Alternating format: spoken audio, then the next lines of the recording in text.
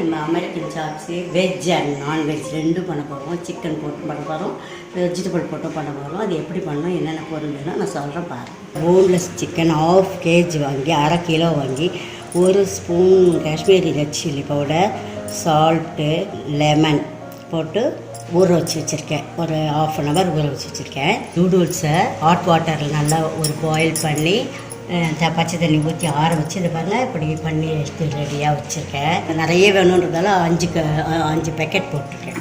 அதை தாளிக்கிறதுக்கு butter 50 gram போட்டிருக்கேன். முட்டை 2, வெங்காயத்தாள் அது கட் பண்ணி 1 கப்பு, குடமிளகா 1 கப்பு, வெங்காயம் ஒரு பெரிய வெங்காயம் 2, இது இவ்வளோ வந்துருக்கு பெரிய கப்பில்.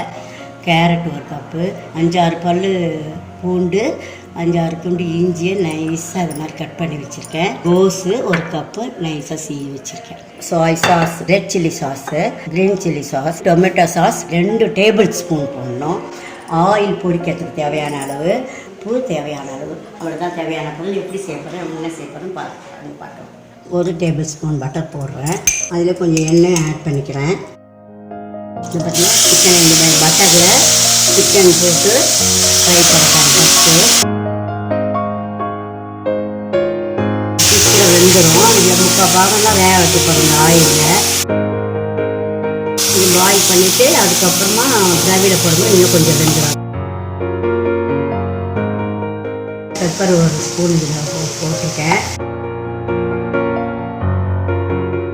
இது யூஎஸில் ஃபாரின்லன்னா இன்னும் 5 மினிட்ஸில் வந்துடும். இங்கே இந்தியன் சிக்கன் கொஞ்சம் லேட் ஆகும் வேகிறதுக்கு. பாருங்கள் சிக்கன் வந்துடுச்சு. இது எடுத்து வச்சிடலாம்.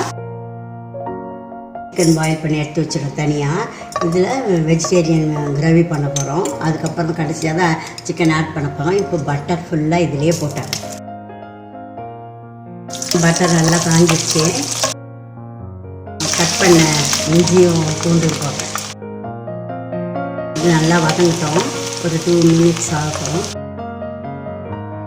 வெங்காயம் ஆனியன் கட் பண்ண ஆனியனை போடுறேன். நல்லா வதங்கிட்டோம். பாருங்க வெங்காயம் நல்லா வதங்கிச்சு. இப்போ கேரட் போடுறேன். வெங்காயமும் கேரட்டும் சேர்ந்து நல்லா வதங்கிச்சு. இப்போ குடமிளகா போடுறேன். இது சீக்கிரம் வதங்கிடும். கேபேஜ், வெங்காயத்தாள் கொஞ்சம் இப்போ போட்டுக்கிறேன். மீதிய கடைசியில் போட்டுக்கிறேன். 1 spoon Kashmiri red chilli powder, சின்ன ஸ்பூனில் 1 ஸ்பூன் பெப்பர், உப்பு போட்டுக்கும். அதனால் 1/2 ஸ்பூன் உப்பு தான் போடுறேன். நான் நிறைய பொருளை பார்த்து போட்டுக்கலாம். 1 ஸ்பூன் சோயா சாஸ் ஊற்றுறேன். வேணுன்றவங்க நிறைய டேஸ்ட்டு தக்க மாதிரி போட்டுக்கோங்க. க்ரீன் சாஸ் 1 ஸ்பூன் போடுறேன். ரெட் சில்லி சாஸ் எனக்கு கொஞ்சம் காரம் கூடன்றதால நான் 2 ஸ்பூன் போட்டுக்கிறேன். உங்களுக்கு வேணும்னா நீங்கள் 1 ஸ்பூனோடு நிறுத்திக்கணும்.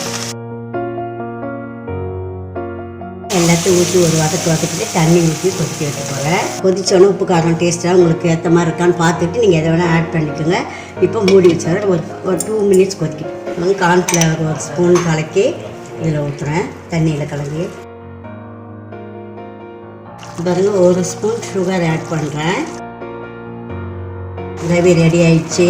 நான் அதை எடுத்து வச்சுட்டு அதுலேயே வேக வச்ச சிக்கனை போட்டு நான்வெஜ்ஜு சிக்கன் கிரேவி பண்ணிட போகிறேன். இது மேலே ஸ்ப்ரிங் ஆனியன் வெங்காயத்தாள் தூவி வச்சுருக்கேன். வெஜிடேரியன் கிரேவி ரெடி ஆயிடுச்சு. இப்போ நூடுல்ஸை நம்ம பொரிச்சு எடுக்க போகிறோம். இப்போ சிக்கன் வேக வச்ச சிக்கனை இதில் போட்டேன். சிக்கன் போட்டு நல்லா கொதிச்சிச்சு. இது ரெடி ஆகிடுச்சு. இதை சைடில் வச்சுட்டு நான் நூடுல்ஸ் பொரிக்க போகிறேன். கடாயில் எண்ணெய் வச்சு காஞ்சிடுச்சு.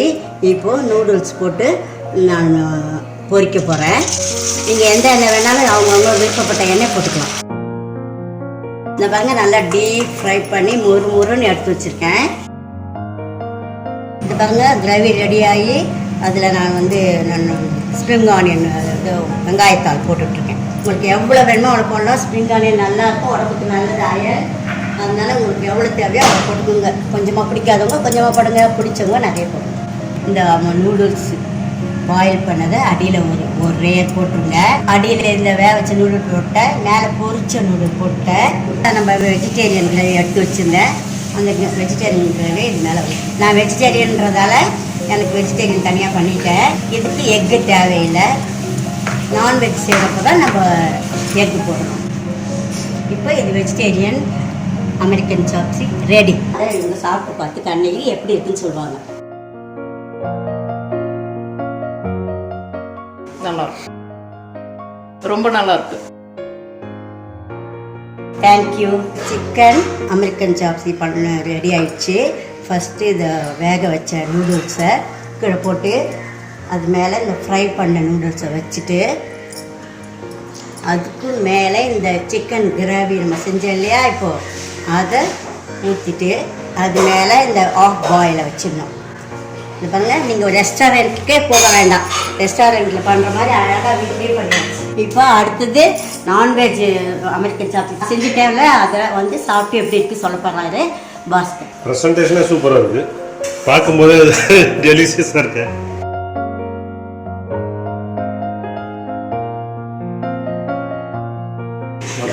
அண்ணி உண்மையாக நல்லா பண்ணியிருக்கீங்க. தேங்க்யூ. அமெரிக்கன் சாப்ஸி செஞ்சு பார்த்து இதே மாதிரி செய்யுங்க. நான் சொன்ன அளவில் எப்படி இருக்குன்னு கமெண்ட் பண்ணுங்கள், சப்ஸ்கிரைப் பண்ணுங்கள். இந்த வீடியோ பார்த்ததற்கு நன்றி.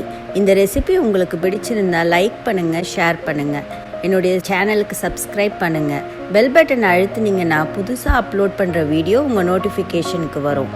உங்களுக்கு புது ரெசிபீஸோ இல்லை ஏதாவது கொஷின்ஸோ இருந்தால் கமெண்ட் செக்ஷன்ஸில் கொடுங்க. நன்றி.